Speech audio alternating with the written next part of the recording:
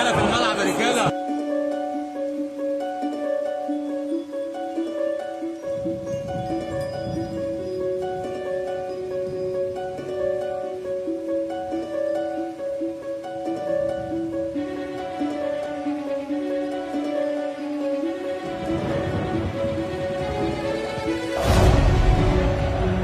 في حكايات بتتكتب عادي، وفي حكايات بتتولد من المستحيل.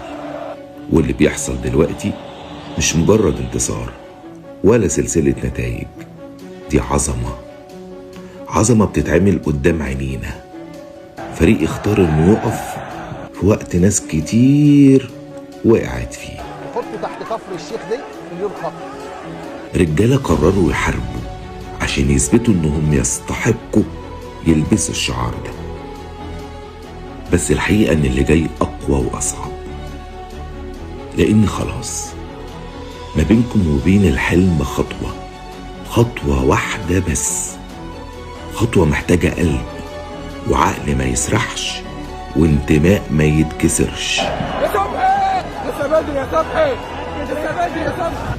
انتم وصلتم لهنا مش بالحظ ولا بالصدفة، انتم هنا لانكم تستاهلوا تبقوا هنا. افتكروا دايما ان وراكم جمهور مش عادي، جمهور بيعيش عشان اللحظة دي.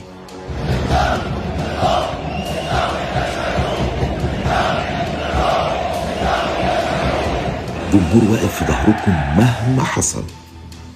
الناس دي شايفة فيكم الحلم، شايفة فيكم النهاية اللي تستحقها.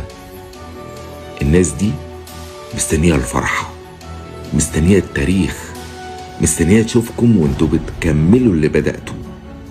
وصدقوني لما الإعجاز ده يحصل مش بس هتكسبوا بطولة، ده انتوا هتعملوا صدمة لكل الأحباب. هزة، حكاية تتحكي سنين، هتخلوا الكل واقف مش مصدق، هتسيب أثر عمره ما هيتنسي بسهولة. دي فرصتكم، ودي الحكاية اللي لازم تكمل.